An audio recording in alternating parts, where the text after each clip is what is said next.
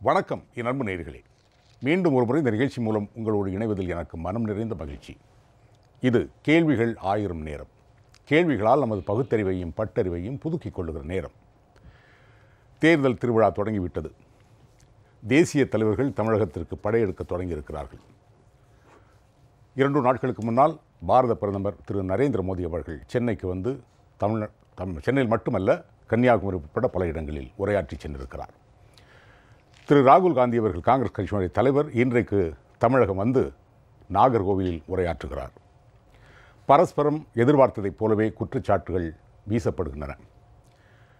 திரு ராகுல் காந்தி மீது பிரதமர் மோடி அவர்களும், மோடி அவர்கள் மீது திரு ராகுல் அவர்களும் பரஸ்பரம் குற்றச்சாட்டுகளை வைத்துக் கொண்டிருக்கிறார்கள். இந்த குற்றச்சாட்டுகள் எந்த அளவுக்கு உண்மையானவை என்கிற கேள்வி எழுகிறது. இவர்கள் வைக்கிற குற்றச்சாட்டுகளின் மூலம் தமிழ்நாட்டுக்கு ஏதாவது ஆதாயம் கிடைக்கிறதா என்ற கேள்வியும் எதிர்பார்ப்பும் தமிழக வாக்காளர்களிடையே எழுகிறது. இது குறித்து நாம் இன்றைக்கு கொஞ்சம் ஆழமாக விவாதிக்க இருக்கிறோம். அதற்கு முன்னால் வழக்கமான குரல் ஒன்று, தன் குற்றம் நீக்கி, தலைப்புக்கு பொருத்தமான குரல், தன் குற்றம் நீக்கி பிறர் குற்றம் காண்கிற்பின் என் குற்றமாகும் இறைக்கு. முதலில் தன் குற்றத்தை கண்டு விலக்கி பிறகு அடுத்தவர் குற்றத்தை காணும் ஆற்றல் மிக்க அரசுக்கு குற்றம் ஏதும் வராது. ஆனால் இப்போது காபந்து அரசு, தேர்தல் அறிவிப்பதற்கு முன்னால் இருந்த அரசு குற்றம் பார்க்கின்ற அரசா, குற்றம் பார்க்காத அரசா, அதையும் கணக்கில் கொள்ள வேண்டியிருக்கிறது. இது குறித்து நாம் இன்றைக்கு பேச இருக்கிறோம். நம்மோடு உரையாடுவதற்காக இங்கே 3 விருந்தினர்கள். அவர்களை உங்களுக்கு அறிமுகம் செய்கிறேன். திரு பாலாஜி வெங்கட்ராமன், வலதுசாரி சிந்தனையாளர், அவரை அன்போடு வரவேற்கிறேன். வணக்கம். திரு தமிழ்மணி, வழக்கறிஞர், அவரையும் அன்போடு வரவேற்கிறேன். வணக்கம். திரு குமரேசன், பத்திரிகை ஆசிரியர், அவரையும் அன்போடு வரவேற்கிறேன். வணக்கம். திரு குமரேசன், முன்னோரிலே சொல்லிட்டேன் நான், பரஸ்பரம் குற்றச்சாட்டுகள் அள்ளி வீசப்படுகின்றன. குறிப்பாக திரு நரேந்திர மோடி அவர்கள் சொல்லுவது, தேச பாதுகாப்பை இழிவுபடுத்துவது, எதிர்க்கட்சிகள் இழிவுபடுத்துவது கவலை அளிக்கிறது. ஆனால் அதைத்தான் முக்கியமாக கையில் எடுக்கிறார் அவர். அதற்கு பின்னணி என்னங்கிறது உங்களுக்கு தெரியும், என்ன காரணம் என்பது. இந்த குற்றச்சாட்டை பற்றி உங்களுடைய எதிர்வினை என்ன? முதலில் தேர்தல் என்பது, நீங்கள் திருவிழா தொடங்கிவிட்டது என்று சொன்னீர்கள். ஆனால் தேர்தல் என்பது கொண்டாடுவதற்கான திருவிழா அல்ல. ஆனால் மனப்பூர்வமாக பங்கேற்பதற்கான ஒரு சமூக கடமை, அரசியல் கடமை. அது அரசியல் சொல்கிற வார்த்தையினாலும் சொன்னா இல்லை, இது பயன்படுத்திக்கிட்டு நான் ஒரு விளக்கத்தை சொல்கிறேன். நல்லது. ஏன்னா இது அதாவது அரசியல் கடமை என்று சொல்கிறப்போ ஏதோ அரசியல்வாதிகள் மட்டுமே சம்பந்தப்பட்ட கடமை அல்ல, குடிமக்கள் ஒவ்வொருவரும் பங்கேற்க வேண்டிய ஒரு சமூக பொறுப்பு என்கிற பொருளை சொல்கிறேன். எனவே அந்த சமூக பொறுப்பின் அடிப்படையில் தான் இப்போ இந்த பிரச்சனையை கூட நம்ம விவாதிக்கிறோம்னு நான் புரிஞ்சு கொள்கிறேன். இதில் 2 விஷயத்தை நான் முன்வைக்க விரும்புகிறேன். ஒன்று, நரேந்திர மோடி அவர்களுடைய அரசின் மீது, அவருடைய ஆட்சியின் மீது, அவருடைய நிர்வாகத்தின் மீது எதிர்க்கட்சிகள், குறிப்பாக காங்கிரஸ் கட்சி, அதனுடைய தலைவர் ராகுல் அவர்கள் குற்றம் சாட்டுவது என்பது ஏதோ இப்பொழுது தேர்தல் அறிவிக்கப்பட்ட பிறகு அல்ல, அல்லது தேர்தலுக்கு சில நாட்கள் முன்பு அல்ல. கிட்டத்தட்ட இவர்களுடைய ஆட்சி தொடங்கிய காலத்திலிருந்தே அவர்கள் ஒவ்வொரு மக்கள் விரோத நடவடிக்கை எடுக்க அதை குறை சொல்வது, அதை சுட்டி காட்டுவது, அதை விமர்சிப்பது என்று தொடங்கி விட்டார்கள். தேர்தல் நேரத்தில் எல்லாமே ஒட்டுமொத்தமாக வருகிறது அப்படின்ட்டு தான் நம்ம பார்ப்போம். எதிர்கட்சியோட பணி அதுதானே. ஆமாம், எதிர்கட்சிகளுடைய பணி அதுதான். ஆக்கப்பூர்வமான விஷயங்கள் வருகிற போது ஆதரவும் தெரிவிப்பார்கள். மக்களுக்கு பாதகமான ஒரு விஷயம் வரும்போது அதை சுட்டி காட்டும். இடிப்பாறை இல்லாத ஏமராமன்னன் கெடுப்பாறை இல்லாத. ஆமாம். ஆனால் அப்படி இடிப்பார் இருக்கக்கூடாது என்பதுதான் ஆட்சியாளருடைய விருப்பமாக இருந்து வந்திருக்கிறது. ஆகவே தான் இடிப்பார் மீதெல்லாம் சமூக விரோதிகள், தேச துரோகிகள் என்றெல்லாம் பட்டங்கள் சூட்டப்படும். மிஞ்சி போனால் அர்பன் நக்சல்கள் என்று புதுசாக ஒரு பேட்ஜ் மாட்டி விடுவாங்க. உங்கள் மீது வழக்குகள் பாயும். இப்படிலாம் நிறைய நடந்து வந்திருக்குது. இடிப்பாறை இருக்கக்கூடாது, எனக்கு நான் ஏமரா மன்னனாக மட்டுமே நான் இருப்பேன் என்கின்ற அந்த கண்ணோட்டத்தில் தான் பல விஷயங்கள் டீல் பண்ணாங்க. இப்போ இது என்னென்னா, இப்போ அதில் ஒன்று தான் இன்றைக்கி இந்த தேச பாதுகாப்பு என்பது குறித்து அவருக்கு அழைப்பிருப்பது. நான் ஒப்புக்கொள்கிறேன். இவர்கள் பாரதிய ஜனதா கட்சி எதிர்க்கட்சியாக இருந்த போதும் இதே பணிகளை செய்திருக்கிறது. அன்றைக்கு ஆளுங்கட்சியாக இருந்த காங்கிரஸ் கூட்டணி அரசு அவர்களை பற்றி விமர்சனங்கள் நிறைய சொல்லியிருக்கிறார்கள். அதையும் மக்கள் பரிசீலனைக்கு எடுத்துக்கொண்டார்கள். ஆக ஒட்டுமொத்தத்தில் மக்கள் மன்றத்துக்கு எல்லாம் வருகின்றன. அது ஆரோக்கியமான விஷயம்தான். இப்போ இந்த தேச பாதுகாப்பு அதை இழிவுபடுத்துகிறார்கள் என்கிற விஷயம் எங்கேருந்து வருகிறது? ஒன்று அந்த புல்வாமா தாக்குதலுக்கு பிறகு அந்த புல்வாமா பகுதியில் அந்த பயங்கரவாதிகள் நடத்திய கோழைத்தனமான தாக்குதல். நான் என்னுடைய கட்டுரையிலே எழுதியிருக்கிறேன், உலகத்தின் கோழைத்தனங்களிலே மிக மோசமான கோழைத்தனம் எதுவென்றால் பயங்கரவாதம் தான். ஏனென்றால் தன்னை வெளிப்படுத்திக் கொள்வதில்லை, தன்னுடைய கோரிக்கை என்னவென்று சொல்வதில்லை, நேருக்கு நேர் மோதுவதில்லை, மக்களோடு கலந்திருப்பதற்கு பதிலாக அந்த மக்களே கூட பலி கொடுக்க தயங்குவதில்லை என்றெல்லாம் இருப்பதால் பயங்கரவாதிகள் என்பது மிக உலகத்திலேயே கோழைகள் தான் அதை செய்வாங்க. அப்போ மிக மோசமான கோழைகள் தான் குற்றங்களையும் செய்வார்கள். அதுதான் நடந்துகிட்டு இருக்கு. சரி, எனவே அதற்கான எதிர்வினை உடனடியாக தேவைப்பட்டது என்பதெல்லாம் யாருமே மறுக்கலை. எனவே தான் அரசு சில நடவடிக்கை எடுத்த போது அப்படிப்பட்ட நடவடிக்கைகள் தேவை என்று வலியுறுத்திய எதிர்க்கட்சிகள் அரசின் பக்கம் நாங்கள் இருக்கிறோம் என்றும் உறுதியேற்றார். நான் சொன்னேன், ஆக்கப்பூர்வமான விஷயங்கள் வரும்போது உடன் நிற்பது என்கிற பணியையும் செய்தார்கள். ஆனால் என்ன ஆச்சு என்றால் அதற்கப்புறம் சில கேள்விகள் வருகின்றன. ஏனென்றால் இது நாம கூட எழுப்பலை. உலக அளவிலான ஊடகங்கள், உலக அளவிலான ஊடகங்கள் வெறும் சமூக ஊடகங்கள் இல்லை, நிறுவனபூர்வமான அனைத்து நாடுகளிலும் காலு ஊன்றி இருக்கின்ற, வேறு ஊன்றி இருக்கின்ற, ஏன்னா அவருடைய செய்தியாளர்கள்ங்கிற பலம் தானே அவருடைய வேர். அந்த ரிப்போர்ட்டர்ஸ் அவங்களை எல்லா இடத்துக்கும் அனுப்பக்கூடிய வல்லமை பெற்ற நிறுவனங்களாகவே அவர்கள் போயிட்டு அந்த பகுதியில் எங்கே பிபிசி குறிப்பாக பிபிசி அநேகமா எனக்கு தெரிஞ்சு நான் பார்த்த அளவில் உலகத்தின் முக்கியமான பத்திரிகைகள் அனைத்திலும் தலையங்கமே எழுதியிருக்கிறார்கள். அந்த பாலக்கோடு பகுதியில் எங்கே போய் தாக்கினீர்கள், சில தாக்குதல் நடந்திருக்கின்றன, ஆனால் நீங்கள் சொல்லுவது போல யாரும் இறந்ததாக தெரியவில்லையே. ஏன்னா 300 பேர் 350 பேருலாம் பட்டியல் வந்துகிட்டே வந்தது. அப்போ எங்கே துல்லிய தாக்குதல் நடந்திருக்கிறது, தாக்குதல் நடந்திருக்கிறது என்பது உண்மை, அல்லது நீங்கள் திட்டமிட்டே யாருக்கும் பாதிப்பு ஏற்பட ஒரு நல்ல நோக்கத்திலும் கூட பாதிப்பு ஏறக்கூட அச்சுறுத்தல் மட்டும் இருக்கிற என்பதற்காக சற்று தள்ளி குண்டு போட செய்தீர்களா என்றெல்லாம் விசாரணைகள் அவர்கள் ஊடகங்கள் மூலமாக வந்த போதுதான் இங்கே எதிர்க்கட்சிகள் அதை எடுத்துக்கொண்டார்கள். அப்போ என்ன, எங்களுக்கு உண்மையை சொல்லுங்க, மக்களுக்கு சொல்லுங்க, நாடாளுமன்றத்தில் உண்மையை சொல்லுங்க என்று கேட்க போதுதான் இதெல்லாம் கேள்வி கேட்கக்கூடாது, இதெல்லாம் கேள்வி கேட்டால் நீ தேசத்தை இழிவுபடுத்துகிறாய், தேசப்பற்றை, தேச பாதுகாப்பை இழிவுபடுத்துகிறாய் என்று சொல்லிச்சு. அதன் பின்னணியில் அதுக்கப்புறம் இந்த ரஃபேல் போன்ற விஷயங்கள் வருகிற போது அரசாங்கத்தை கேள்வி கேட்டால் அது தேசத்தை கேள்வி கேட்பதாகவும், எனவே இவர்கள்தான் அரசாங்கம், இவர்கள்தான் தேசம் என்பதாக உருவகித்துக் கொண்டு இவர்களுக்கு இடைஞ்சலான ஒரு கேள்வியை கேட்டால் உடனே தேசத்தை நீங்கள் துன்புறுத்தீர்கள் என்பது போல சித்தரிப்பது என்பதே ஒரு தவறான அரசியல். ஏன்னா என் அரசின் மீதான குற்றச்சாட்டு என்றால் அதுக்கு நான் தான் பதில் சொல்லணும். அதை என்னை தேசத்தை நீ தாக்குகிறீர்கள் என்று டைவர்ட் பண்றது இருக்குல்ல, அது ரொம்ப மலிவான உத்தி. அதைத்தான் பிரதமர் அவர்கள் செய்து வந்திருக்கிறார்கள். அது இப்பொழுது தேர்தல் நெருங்கிவிட்டதால் எப்படி எதிர்க்கட்சிகள் என்கிற முறையில் அவர்கள் இன்னும் வலுவாக இந்த குற்றச்சாட்டில் வைக்கிறாரோ அந்த அடிப்பில் ஆளுங்கட்சி என்ற முறையில் பிரதமர் என்ற முறையில் அவரும் வலுவாக எதிர்வினையாற்றுகிறார் என்று நான் பார்க்கிறேன். திரு பாலாஜி வெங்கட்ராமன், அருமையான கருத்து. அரசை குறை சொல்வது தேசத்தை குறை சொல்வது அதற்கு இணையானது. தேச துரோகிகள். சரிதானா இது? இந்த பார்வை சரிதானா? இல்லை, இது தேச பாதுகாப்பில் எந்த கட்சியும் சமரசம் செய்து கொள்வதில்லை. எனக்கு தெரிஞ்சு யாருமே சமரசம் செய்து கொள்ள மாட்டார்கள். ஆனால் உண்மை என்னன்னு கேட்கறதுக்கு ஒவ்வொருத்தருக்கும் உரிமை இருக்கா இல்லையா? உங்களுக்கு நல்லா ஞாபகம் இருக்கும், இந்த புல்வாமா தாக்குதல் பாலக்கோட் தாக்குதல் நடந்த அடுத்த நாளே சில பத்திரிகைகளில் சில ஊடகங்களில் செய்தி வந்தது, 350 பேர் பலி, கூண்டோடு அழிக்கப்பட்டார்கள். என்ன அநியாயம் இது? இன்றைக்கு வரைக்கும் அதிகாரபூர்வமான தகவல் வெளிவரவே இல்லை. 2 பேர் அந்த கூட தகவல் இல்லை.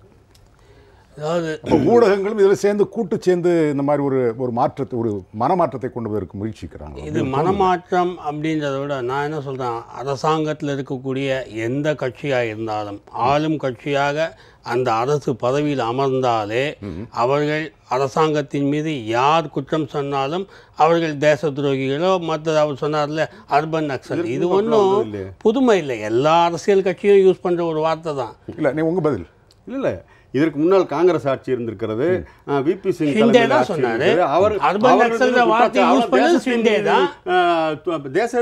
அந்த போர்வைக்குள்ள நீங்க ஒரு குறிப்பிட்ட விஷயத்தை சொல்லி சொன்னீங்கன்னா புரியும். அதுதாங்க இந்த அர்பன் நக்சல் வார்த்தை யூஸ் பண்ணது முதல்ல ஷிண்டே அவர் தான் இந்த வார்த்தை யூஸ் பண்ணாரு. இந்த அரசாங்கம் யூஸ் பண்ண வார்த்தை அல்ல, காங்கிரஸ் மந்திரியாக இருந்த சுஷில்குமார் ஷிண்டே யூஸ் பண்ண வார்த்தை. ஒரு 6 மாதங்களுக்கு முன்னால இதே வார்த்தையை கேரளாவில் இருக்கக்கூடிய முதல்வரும் யூஸ் பண்ணியிருக்கிறாரு. அதனால இது ஒன்றும் என்னவோ இவங்க மட்டும்தான் அதை யூஸ் பண்ணாங்க, மற்றவங்க யாருமே யூஸ் பண்ணல, அது தவறு, அந்த கண்ணோட்டம் தவறு. அதுதான் நான் சொல்ல வரேன். அரசாங்க பதவியில் அமர்ந்து கொண்டிருக்கும் எந்த கட்சியாக இருந்தாலும் அவர்களை நோக்கி கை நீளுகிறது என்றால் அவர்களை இவர்கள் துரோகியாக தான் பார்க்கிறார்கள்.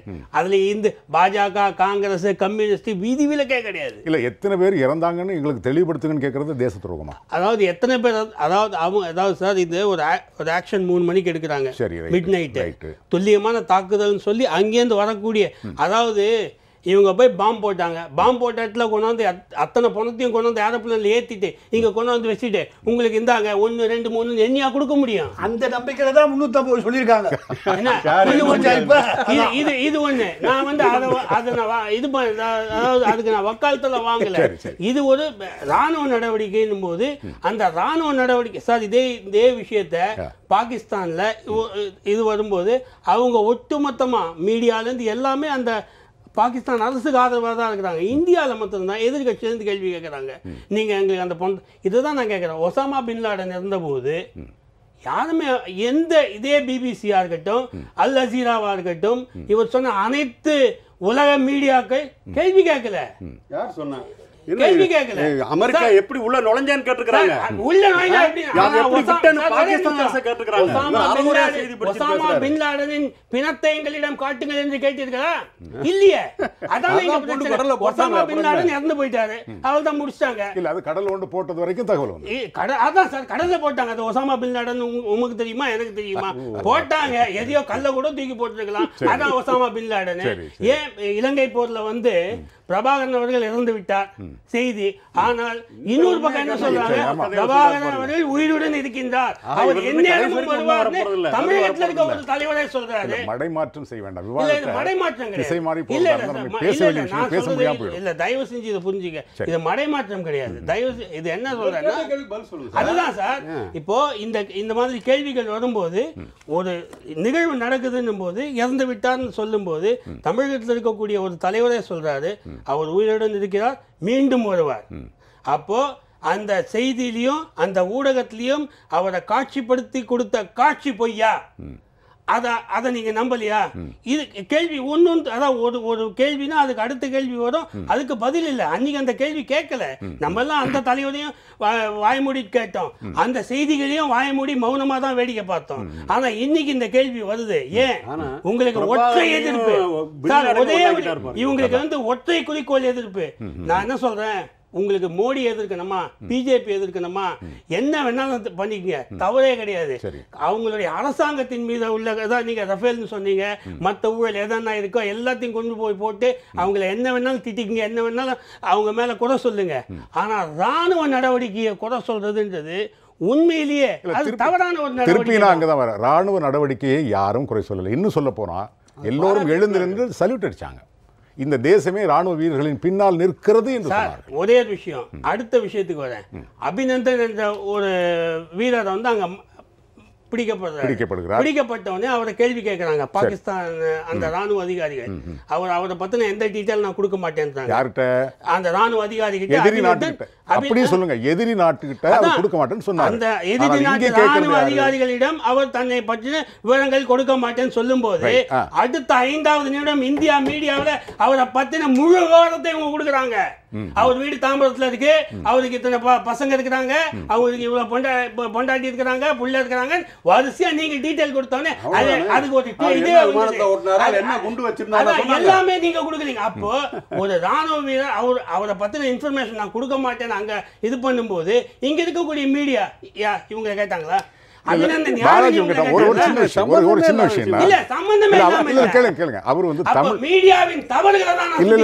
என்னன்னா இதுல அவர் தமிழர், அவர் சென்னையில் குடியிருக்கிறாருங்கிறது ராணுவ ரகசியம் அல்ல சார். அவர் அங்க என்னைய பத்தின விவரமே நான் கொடுக்க மாட்டேன்னு சொல்லும்போது எதை பற்றி ராணுவ விவரங்களை கொடுக்க மாட்டேன்னு சொன்னாங்க. இல்ல அவர் கேக்குறாரு நீங்க எங்க இருந்து வரீங்க, அவர் சொல்றாரு I am from deep south. He has never mentioned that I am from Tamil Nadu. Deep south என்றது கேரளாவா இருக்கலாம், தமிழ்நாடு இருக்கலாம், ஆந்திராவா இருக்கலாம், கர்நாடகா ஏதாவது நடந்துட்டு போகலாம். அதே இவங்க தமிழ்நாடு பாகிஸ்தான் எதிரி என்று நினைப்பது அபிநந்தனை அல்ல, இந்தியா. என்ன கேக்குறேன், ஒருத்தர் வந்து அங்க மறைக்கக்கூடிய விவரத்தை நீங்க ஏன் கொடுக்குறீங்க? அது சரியா? சரி, பேச வேண்டிய விஷயம் இன்னொன்னு இருக்கு. அதாவது இங்கே வந்து ஒரு வன்மத்தை தூண்டுகிற மாதிரி பேச்சுவார்த்தை இங்க நடந்துட்டு அந்த சூழ்நிலையில் பாகிஸ்தான் நல்லெண்ணத்தினுடைய அடிப்படையில் நான் அவரை விடுதலை செய்கிறோம் 2 நாள். அது உலக நாடுகளின் நிர்பந்தம். இல்ல அது உலக நாடுகளின் நிர்பந்தம்.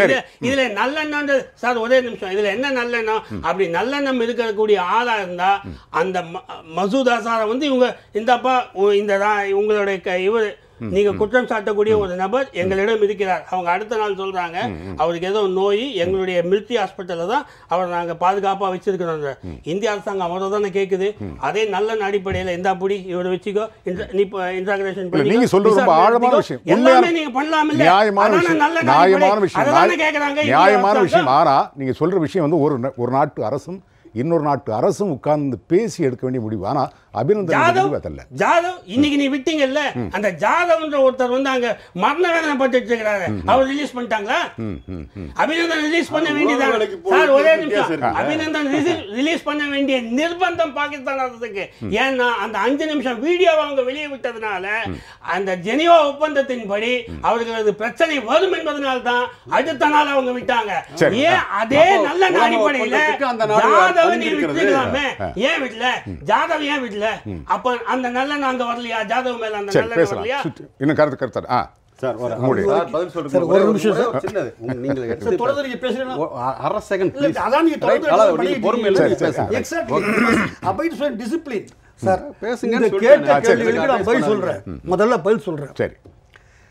எப்பொருள் யார் யார் வாய் கேட்பிடும் அப்பொருள் மெய்ப்பொருள் காண்பதறிவு. அதே வள்ளுவன் சொல்லியிருக்கிறார். எல்லா பிரச்சனைக்கும் அவர்கிட்ட அந்த குரல் தான் நீங்க கோட் பண்ணிருக்க வேண்டிய குரல்.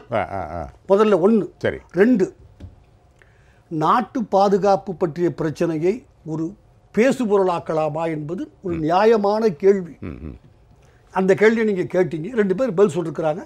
என்னுடைய 3வது பதில் மிக நிச்சயமா கூடாது. என் குடும்ப விஷயங்களை நான் வெளியில் பேசுவது முறையாக இருக்காது. எனக்கும் என் மனைவிக்கும் இடையே உள்ள பிரச்சனைகளை 100க்கு 100 உண்மை. இரவு 11 மணிக்கு என் மனைவியை பார்த்து நான் அன்பாக சிரிக்கிற போது என் மனைவி 3 மாதமாக நான் மாங்காயத்தோடு கேட்டுக்கொண்டிருக்கிறேனே என்று நினைவுபடுத்துவாரே, ஆனால் அது குடும்ப பிரச்சனை என்கிற எல்லையை தாண்டி விடுகிறது. இவர்கள் அந்த நாட்டு பிரச்சனையை தனக்கு சாதகமாக்கி ஓட்டு வாங்க ஆளுங்கட்சி முயற்சி செய்ததனால்தான் அது பேசு பொருளாக மாறியது. 2, அபிநந்தனை விடுவித்தது இம்ரான்கான். மிகச்சிறந்த கிரிக்கெட்டர். எந்த பால் வந்தா எப்படி கேட்ச் பிடிப்பான், எப்படி அடிப்பான்னு ஃபீல்ட்ல அறிவுமானவன். ஏன் விட்டாரு? உலக நாடுகள், கத்திரிக்காய் நாடுகள், வெங்காய நாடு இல்லை. அதை வைத்து அவன் அங்கே இருக்க ஒரு நாளைக்கு 10 லட்சம் ஓட்டு கிடைச்சு மோடிக்கு. 10 நாள் கூட இருந்தா 1 கோடி ஓட்டு. இதை அவன் புரிஞ்சுக்கிட்டான். யாரு புரிஞ்சுக்கிட்டான்? இம்ரான்கான் புரிஞ்சுக்கிட்டான். ஆஹா, இவனை வைக்க தேர்தல் நெருங்கிடுச்சு, 1 கோடி ஓட்டு கூட வரும். அதனால அவன் புத்திசாலித்தனமா போடா தட்டி விட்டான். அதையும் இப்ப சரி பண்ணிட்டாரு. தேர்தல் நடந்திருக்கு, பிரச்சாரம் நடந்திருக்கு. அதை விட்டு சார், நம்ம தேர்தலை ஃபேஸ் பண்ணிட்டு இருக்கிறோம். அதுதான் பிரச்சனை. அதை என்ன செய்கிறான்? ஒரு மிலிட்டரி ஆபீசர் 3 நாளைக்கு முந்தைய டிவியில பேட்டி கொடுக்கிறார். அதை கவர் பண்றதுக்கு அவருக்கு இம்ரான்கானையும் தோக்கடிக்கணும். மோடி பிரதமர் வந்து அவர் அமைதியா இருக்க மாட்டாரு. ராகுல் காந்தி வந்தா நல்லா இருக்கும். இவன் எதுக்கு சார் என் நாட்டுல யார் வரணும்னு சொல்றான்? புரியுதா உங்களுக்கு? அது என்ன ஆயிடுச்சு? இம்ரான்கானை வெளியே தடுத்து நிறுத்தினார் பாருங்க, ஓட்டு போகாம. அது பூரா இவரு ராகுல் காந்திக்கு ஓட்டு போடுங்கன்னு இவர் ஆதரிச்சு அதை மோடி ஓட்டா மாத்திட்டாரு. இதுதான் இப்ப நடந்திருக்கிற உண்மையான விஷயம். சரி. அதனால் 2 பேர்களும் எப்போது நாட்டுக்கு நீங்கள் செய்த சேவையை உங்களுக்கு சாதகமாக மாற்றிக் கொள்கிறீர்களோ அங்கு தோல்வி ஏற்படும். இன்னும் 1 ஒரு முக்கியமான விஷயம் நீங்களே கேட்பீங்கன்னு எதிர்பார்த்தனா, நான் ஒரு தனி மனிதன் இங்க இருக்கிற காவல்துறையை நம்பி, இதை மாதிரி சகோதரர்களை நம்பி நடமாடி கொண்டிருக்கிறேன். இந்திய நாட்டினுடைய சர்வ வல்லமை படைத்த ஒரு பிரதம அமைச்சர் பொதுக்கூட்டத்தினுடைய உயிருக்கு ஆபத்து இருக்கு என்று சொன்னால் தமிழ்மணிக்கு யார் பாதுகாப்பு? ரகோவுக்கு யார் பாதுகாப்பு? குமரேசனுக்கு யார் பாதுகாப்பு? சொல்லலாமா? அதை சொல்லி உங்களுக்கு சாதகமாக மக்களை மாற்றுவதற்கு நீங்கள் முயற்சி செய்தால் நீங்கள் பிரதம அமைச்சர் பதவி நாற்காலி உட்கார்ந்து உங்களுக்கு அருகதை இழந்து விடுவீர்கள். நீங்கள் என்ன சொல்ல வேண்டும்? இந்திய நாட்டு ராணுவம் இருக்கிறது, எப்படி ஆபத்து யாரும் சொன்னாலும் கூட ஆபத்து மோடிக்கு அல்ல, இந்திய நாட்டுடைய பிரதம அமைச்சருக்கு நீங்கள் அதை இல்லை என்று மறுத்திருக்க வேண்டும். இவரே பேசுகிறார். குடமுருட்டி குண்டியா இது? எப்படிப்பட்ட விஷயங்களை எல்லாம் சோதி அரசியல் பாக்கி நீங்கள் ஓட்டாக மாக்க முயற்சி செய்கிறீர்கள். எனவே இரண்டும் வன்மையாக கண்டிக்கத்தக்கது. இந்த நாடு 2 பிரதமர்களை பறிகொடுத்திருக்கிறது தீவிரவாதத்தால். அதை மறந்துவிடக்கூடாது தமிழ்மணி அவர்கள். அவர் சொன்னார் இல்லையா, பிரதமர் என்பதெல்லாம் நான் சொல்லிட்டு இருக்கிறேன். 2 பிரதமர்களை பறிகொடுத்திருக்கிறது. அதுல எப்படின்னு இவருக்கு தெரியும். ஒன்று தீவிரவாதம், மற்றொன்று நம்பிக்கை துரோகம். இவ்வளவுதான். அப்படி இருக்கும்போது அவர் பேசுறது எந்த தவறும் இல்லை. இதே ராகுல் காந்தி கூட சொன்னார், என்னுடைய பாட்டி இழந்தேன், என்னுடைய தந்தை இழந்தேன், எங்கள் குடும்பத்தில் மீண்டும் இழப்பதற்கு யாரும் இல்லை, அதனால் எங்களுக்கு அரசியலே வேண்டாம், எங்களை விட்டு விடுங்கள். எங்களை விட்டு விடுங்கள்னு கடைசி வரைக்கும் மன்றாடி இருந்தா இருக்கிறாரு. ஆனா காங்கிரஸ்காரங்களுக்கு எப்படியாவது பதவியை பிடிக்கணும், அதனால நீ ராகுலே வான்னு இழுத்து விட்டாங்க. இப்ப அவரை தங்கச்சியும் கூட்டிட்டு வந்துட்டாரு. இப்ப இழுத்து விட்டாங்க. சரி, குறுக்கிட விரும்புனீங்க. நண்பர் பேசும்போது நான் குறுக்கிட்டதாக கொஞ்சம் வருத்தப்பட்டார். ஆனால் அவர் இன்னும் அவருடைய வாதத்தை வலுவாக வைக்கிறதுக்கான ஒரு கருத்து தான் சொல்ல முன் வந்தேன். அதை புரிஞ்சுக்கல, அதுக்காக நான் வருத்தம் தெரிவிச்சுக்கிறேன். சார், எனக்கு இறைவனை தவிர வழி ஏற்பதில்லை. நன்றி. எல்லாம் மூத்தவர்கள் வார்த்தைக்கு வார்த்தை போக இல்ல இல்ல நன்றி. எனக்கு வலு ஆண்டவன் சேர்ப்பான். சரி, நன்றி. அடுத்தது என்னுடைய கருத்து என்னன்னா, இப்போ நான் என்ன சொல்ல வந்தேங்கிறதுக்கு பாயிண்ட் இருக்குல்ல, எதுக்காக அவர் இன்னும் அருமையான பாயிண்ட் சொன்னார், அது இன்னும் வலுப்பட்டிருக்குங்கிறதுக்கு தான் என்னோட நான் சொல்ல வந்தேன். உதாரணமாக இந்த அபிநந்தன் விஷயத்தை நம்ம அவங்களும் பேசினாங்க, நானும் அதில் சொல்லணும். இன்னைக்கு வந்திருக்கிற செய்தி என்னவென்றால், நேற்றைக்கு ஒரு பிஜேபி எம்பி தனது தேர்தல் பிரச்சாரத்தில் அபிநந்தன் படத்தை கொண்டு போயிருக்கிறார். இன்னைக்கு உச்சநீதிமன்றம் தலையிட்டு இருக்கு. உடனடியாக எலெக்ஷன் கமிஷனுக்கு ஆர்டர் போட்டு நீங்க அந்த படத்தை பயன்படுத்தக்கூடாது என்று ஆணையிடுங்கள் என்று ஆணையிட்டு இருக்கிறது. இதுதான் நண்பரும் சொல்லி காட்டுறாரு. நீங்க இந்த பிரச்சனையை உங்களுடைய தேர்தல் ஆணையத்துக்கு பயன்படுத்துறீங்கன்றதுக்கு இதை விட வெளிப்படை இன்னும் நடந்திருக்கு. திரு பாலாஜி வெங்கட்ராமன், அது உங்களுடைய கவனத்துக்கு இனி அடுத்தடுத்த தலைப்புகளுக்கெல்லாம் போகணும். இதே கர்நாடகாவில் எடியூரப்பா என்ன சொல்லாரு, 22 பேர் நிறைய இருக்கு. அந்த மாதிரி நிறைய சொல்லிட்டே போல. இப்ப நண்பர் சொன்னதை நான் வழிமுறை இன்னொன்னு சொல்றேன். இப்ப சிஆர்பிஎஃப் வீரர்கள் 40 பேரை காப்பாற்ற முடியாதவர்கள், அவளுக்கு முறைப்படி பாதுகாப்பாக அனுப்பாமல் சாலையில அனுப்பிய குறைபாடு, இதெல்லாம் பேச விடாமல் தடுக்கிறதுக்கு தான் வேற விஷயம். ஆனா அதே போல அதெல்லாம் கூட விட்டுருங்க, தேச பாதுகாப்பு அது என்னென்னமோ வந்துடும். இப்ப ரஃபேல் டாக்குமெண்ட்டை பாதுகாக்க முடியாதவர்கள், அது திருடு போச்சுன்னு உச்சநீதிமன்றம் சொல்றாங்க. மறுநாள் இல்லைங்க ஜெராக்ஸ் காப்பி தான் திருடு போயிருச்சுன்றாங்க. எப்படியோ போயிருக்குல்ல. அப்ப அலுவலகத்தில் அதையே பாதுகாக்க முடியாதவர்கள், தமிழ் மணியை மட்டும் இல்ல சாதாரண எளிய மக்களை எப்படி பாதுகாக்க போறாங்க கேள்வி வரத்தானே செய்யும். அதை கேட்க வேண்டிய பொறுப்பு எதிர்க்கட்சிகளுக்கு இருக்குல்ல, அதைத்தான் செய்து கொண்டிருக்கிறார்கள். அடுத்து நான் இன்னொன்று கேட்குறேன். அவர் நண்பர் அழகா ஒன்று கேட்டார். போய் நான் அதிகாலை 3 மணிக்கு போய் குண்டு போட்டு திரும்பி வராங்க, எத்தனை பேர் சத்தான் கவுண்ட் பண்ணிக்கிட்டா இருக்க முடியும்னு கேட்டார். இவரும் தனக்கே ஒரு நடையில் அதனால தான் கேட்கல போல இருக்குன்னு கேட்டார். ஆனால் நான் என்ன கேட்குறேன், இன்னைக்கு இருக்கிற சேட்டலைட் ஏற்பாடுகள் இருக்க, அதனுடைய நுட்பமுள்ள அந்த கேமராக்கள் இருக்க, மிக துல்லியமாக நம்ம முடி உட்பட படம் எடுத்துரும். நம்ம முடியின் துல்லியம் உட்பட அங்கே தெரிகிற அளவுக்கு இன்னைக்கு ஏற்பாடுகள் இருக்கிறது. எண்ணாமலே தெரிஞ்சு போயிடும். ஆனா ஒரு ரத்த துளி கிடைச்சிருக்கணும்ல, ஒரு பிஞ்சு போன கைகால் கிடைச்சிருக்கணும்ல, அந்த போட்டோல சொல்றேன். அப்ப அது கிடைக்கலையேங்கிறது தான் நம்ம கேள்வி. அடுத்து நான் என்ன கேட்க விரும்புறேன் என்றால், இப்போ இந்த எதுக்கு எடுத்தாலும் பாதுகாப்பு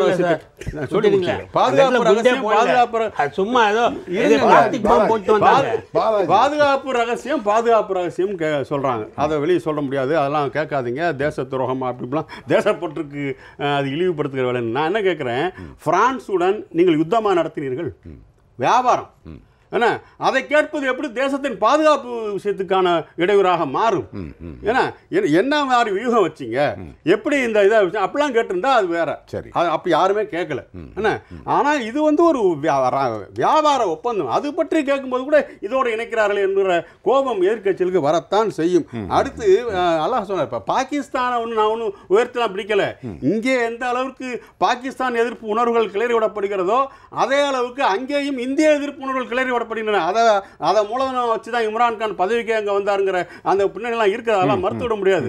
ஆனாலும் கூட அவர் என்ன சொல்றாரு, நம்ம கேட்கலாம், எங்க நாட்டு அரசியலை நீ ஏன் தலைவர்கள் கேட்குற அளவுக்கு ஒரு கமெண்ட் அடிச்சார். என்ன பிரதமர், இங்கே இந்திய பிரதமர் இந்த பாதுகாப்பு விஷயங்களை தன்னுடைய இராணுவத்தினர் போய் பேசாமல் வாக்காளர்கள்ட்ட போய் பேசுகிறாருன்னு சொன்னார். இது கொஞ்சம் சுவைப்பட இருந்தாலும் கூட இது இந்த இந்திய அரசியல் தலையிடுகிற விஷயம் அல்லவா? ஆக அங்கே ஒன்றும் எல்லாம் சரியா இருக்குன்னு நம்ம யாரும் சர்டிஃபிகேட் கொடுத்துடல. ஆனால் அதை தாண்டி சில உண்மைகள் வருகிற போது நான் கேட்டதான், இவற்றையெல்லாம் பாதுகாக்க முடியாத நீங்கள் எப்படி இந்த நாட்டை பாதுகாப்பீர்கள்? மீண்டும் உங்களை நம்பி எப்படி இந்த நாட்டை பாதுகாப்போ ஒப்படைப்புங்கிற கேள்வி வரத்தானே செய்யும். அதைத்தான் நாங்கள் கேட்குறோம். சரி, இன்னொரு முக்கியமான கேள்வி,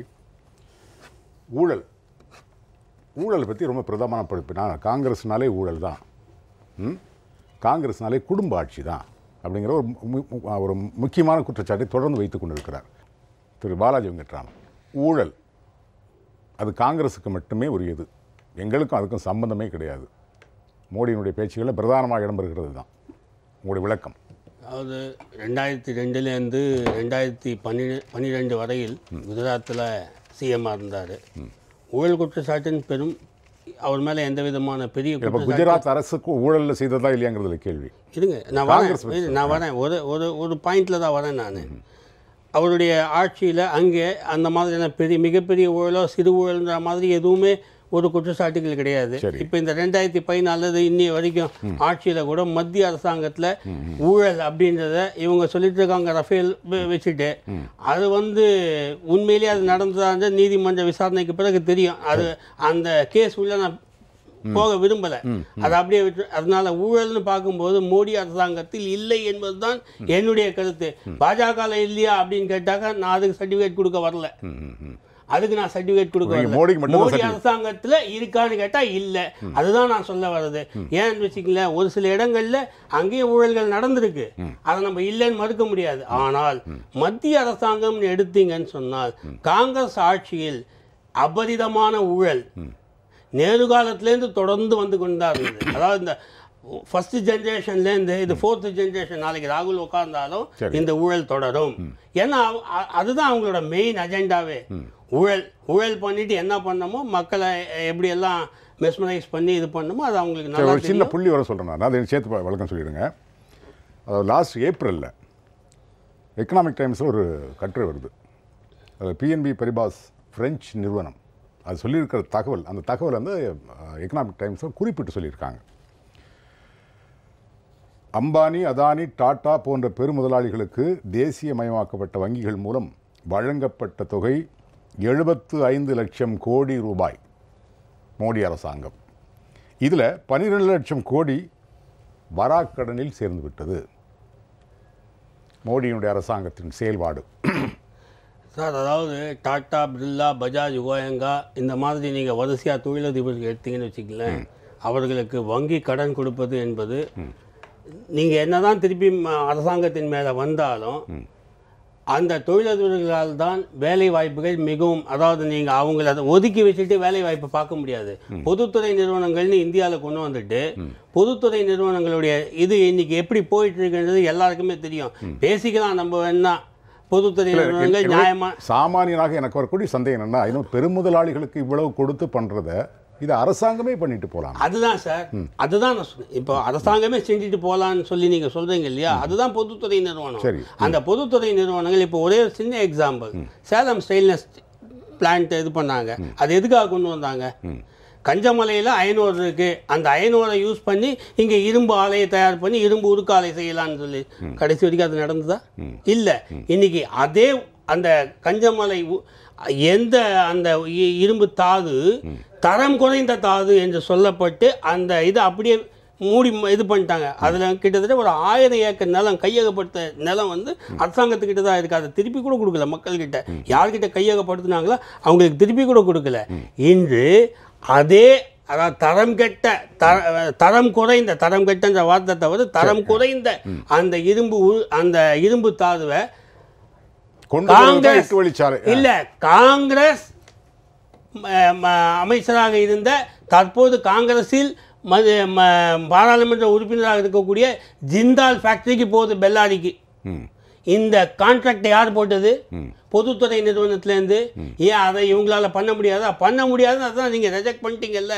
அப்புறம் எப்படி அவங்க மட்டும் அதை வச்சுட்டு தரமான ஒரு இரும்பு தயார் பண்ண முடியும்? பொதுத்துறை வங்கிகளை தான் இவங்க ஊக்குவிக்கிறதே இல்லையே. யாரு? இந்த அரசு பொதுத்துறை நிறுவனங்கள்.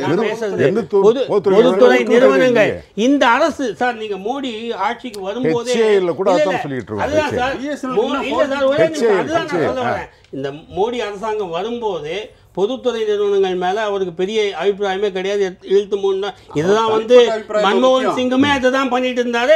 அவருக்கு முன்னால் இருந்த ரிஃபார்ம், அதாவது தாராளமயமாக்கல் ரிஃபார்மேஷனுக்கான தந்தை என்று போற்றப்படும் நரசிம்மாராவும் இதை தான் பண்ணாரு. அவருக்கு முன்னால் இருந்த ராஜீவ்காந்தி இதை தான் பண்ணாரு. அதனால இந்த பொதுத்துறை நிறுவனங்கள், அதாவது இதை கரெக்டாக சொல்ல போனா கேட்டாங்க பார்த்தீங்கன்னா, மகாத்மா காந்தியின் இந்தியா வேண்டுமா அல்லது கோட்சேவின் இந்தியா வேண்டுமான்னு சொல்லிட்டு கேட்கும்போது மோடி அவர்கள் பதில் சொல்றாரு, காந்தியின் வழியில் இந்த காங்கிரஸ் செல்லவில்லை. அது 100க்கு 100 உண்மை. காந்தியின் வழியில் இந்த நாடு சென்றிருந்தால் நாடு சுபிட்சமாக இருந்திருக்கும். நேருவின் வழியில் சென்றதுனால தான் இந்த நாட்டில் சுபிட்சம். இதான் இந்த பொதுத்துறை நிறுவனங்களுடைய ஒரு கேடு தான் இதெல்லாம். இங்கே அரக்கோணம் ஸ்டீல் பிளான்ட்ல ஸ்கிராப் கொண்டு வந்தாங்க, மெஷினரின்னு சொல்லிட்டு. ஸ்கிராப் நல்லா மெஷினரின்னு சொல்லி ஸ்கிராப்பை கொண்டு வந்தாங்க. அதை வந்து அங்கே ஒரு மாடல் மாதிரி அந்த ஸ்டீல் பிளான்ட் மேலே வச்சாங்க. அது என்ன தெரியுங்களா? அந்த ரஷ்யாவில் பனி ரோட்டில் இருந்து அந்த பனியை தோண்டி எடுக்கக்கூடிய மிஷின், அதுக்கும் இரும்பு ஆலைக்கு என்ன சார் சம்பந்தம் இருக்கு? அப்படியெல்லாம் ஏமாந்தவங்க தான் சார் இந்த இந்தியா, ரஷ்யாவை நம்பி. ஏன்னா இது வந்து பொதுத்துறை நிறுவனங்களை கொண்டு வரேன்னு சொல்லிட்டு இந்த நாட்டை குட்டிச்சோராக்குனது காங்கிரஸ் தான். ஏன்னா இப்போ இந்த பிஹெச்எல் விஷயத்தில் இப்போ அதாவது போன டேர்மில் செகண்ட் டேர்ம் ஆஃப் யூபிஎல் என்ன பண்ணாங்க, பொதுத்துறை நிறுவனங்களை சார்ந்த ஆன்சிலரி யூனிட்னு சொல்லுவாங்க. அந்த ஆன்சிலரி யூனிட் தான் வந்து அவங்களுக்கான உதிரி பாகங்களை தயார் பண்ணி கொடுக்கக்கூடிய ஒரு நிறுவனம். இந்த ஆன்சிலரி யூனிட் தயார் பண்ணக்கூடிய அந்த உதிரி பாகங்களை நீங்கள் நேரடியாக வெளிநாடுகளிலிருந்து இறக்குமதி செய்து கொள்ளலாம் என்று ஒரு இதை அமெண்ட்மெண்ட்டை கொடுத்ததே யூபிஏ செகண்ட் கவர்மெண்ட்டில் தான். அப்போது எங்கேருந்து பொதுத்துறை நிறுவனம் வளரும்? அதை ஒட்டி இருக்கக்கூடிய ஆன்சிலரி யூனிட் எங்கேருந்து வளரும்? ஏன்னா உங்களுக்கு வேண்டியது ஒரு பாய்லர், அந்த பாய்லர் இங்கே தயார் பண்ணணும், அதுக்கான ஸ்டீல் மற்ற பொருட்களை நீங்கள் இறக்குமதி பண்ணிக்கலாம், இவ்வளோதான். அப்போ இங்கே வேலை வாய்ப்பு, தயார் பண்ணக்கூடிய எல்லாமே. இவன் என்ன சொல்கிறான், நீ அங்கே போய் பாய்லரோட இம்போர்ட் பண்ணி எடுத்துன்னு வந்துடு. அப்புறம் இங்கே என்ன வேலை? அதுக்கு 4 ஜிஎம்மு, 4 சேர்மனு, அவங்களுக்கு தண்ட சம்பளம், இவ்வளோதான். இந்த ஆன்சிலரி யூனிட் வச்சுருக்கவங்க எல்லாரையும் பாருங்களேன், எல்லாம் அங்கேருந்து வெளியே வந்தவங்களா தான் இருப்பாங்க. ஒரு புது ஆள்லாம் வந்திருக்க மாட்டாங்க. அந்த பொதுத்துறை நிறுவனத்தில் இருக்கக்கூடிய உயர் பதவியில் இருக்கக்கூடியவங்க தான் ஆன்சிலரி யூனிட் ஆரம்பிப்பாங்க. ஏன் வெளியாளுங்களுக்கு அந்த இது தெரியாதா? கொடுக்க மாட்டாங்க. சரி, திரு பாலாஜி வெங்கட்ராமன் சொல்கிறது கேட்டிங்கல்ல, பொதுத்துறை நிறுவனங்களை நம்ப முடியாது, அதனால தான் இத்தனை லட்சம் கோடியை நாங்கள் ஒரு பெருமுதலாளிகளுக்கு கொடுத்தது. சரி, உங்களுடைய பதில் என்ன, உங்கள் விளக்கம் என்ன? ராணுவம் கேட்டு தான் திரு தமிழ்மணி உங்கள்கிட்ட நான் வருவேன். அந்த ஊழல் ராணுவம் அரசின் கையில் தானே இருக்கிறது. இந்த ஊழல் தொடர்பான இந்த விளக்கங்கள் இல்லை, நிறைய அதான் சொல்கிறேன். ராணுவம் அரசின் கையில் இருக்கிறது. ராணுவத்தை கூட விட்டுருங்க, அது ஒரு சேவைன்னு சொல்லுவேன். ராணுவத்துக்கு தேவையான பல தளவாடங்களை எக்ஸப்ட் இப்போ இந்த ரஃபேல் விமானம் தவிர என்ன பல தளவாடங்களை உற்பத்தி செய்கிற நிறுவனங்கள்லாம் பொதுத்துறை நிறுவனங்கள் தான். ஆவடி டேங்க் ஃபேக்ட்ரி உட்பட இவையெல்லாம் எவ்வளவு தரமாக இருக்கின்றன. நீர்மூழ்கி கப்பல் தயாரிப்பதில் உட்பட நாம் சாதிச்சுக்கிட்டு இருக்கிறோம். ஆனால் அப்படி நிறைய விஷயம் நான் வெறும் ராணுவமாக சொல்கிறதுல கொஞ்சம் வெக்கப்படுறேன். ஏன்னா அத்தனை ஆயுதங்களும் குழி தோண்டி புதைக்கப்படணுங்கிற கருத்து உள்ளவன் நான். ஆனால் வேறு வழி இல்லை, இன்னைக்கு பாதுகாப்புங்கிற கொண்டு பேச வேண்டியிருக்கிறது. ஆக பொதுத்துறை நிறுவனங்கள் சீர்குலைக்கப்பட்டிருக்குங்கிறத எனக்கு ஒன்றும் கருத்து வேறுபாடில்லை. நான் வந்து ஒரு பொதுத்துறை நிறுவனங்களுக்கு ஆதரவாக குரல் கொடுக்குற ஒரு ஆள் தான். அது சீர்குலைக்க பொதுத்துறை நிறுவனங்கள் என்பவை எது அரசாங்கத்தின் சொத்துன்னு பார்க்குறதே தப்பு. அது மக்களுடைய சொத்து. ஏன்னா அரசாங்கம் என்ன சொந்த அவங்க பிரதமரோ அமைச்சரோ பாக்கெட்லேருந்து முதலீடு போட்டால் செய்கிறாங்க, மக்களுடைய வரிப்பணம் தானே அது. அந்த மக்களுடைய சொத்தை சூறையாடுவதற்கு யாருக்கும் அதிகாரம் கிடையாது. ஆனால் மக்கள்கிட்ட ஒரு அதிகாரம். இப்போ வாஜ்பாய் அவர்கள் பிரதமராக இருந்தார், அப்போ பொதுத்துறை நிறுவனங்களை ஒழிச்சு கட்டுறதுக்குன்னு ஒரு டிபார்ட்மெண்ட்டே ஆரம்பிச்சாங்களே இல்லையா, டிஸ்இன்வெஸ்ட்மெண்ட் டிபார்ட்மெண்ட் சொல்லி இன்னைக்கு வரைக்கும் அதை பல்வேறு வழிகளை செஞ்சுக்கிட்டே இருக்கிறாங்களே.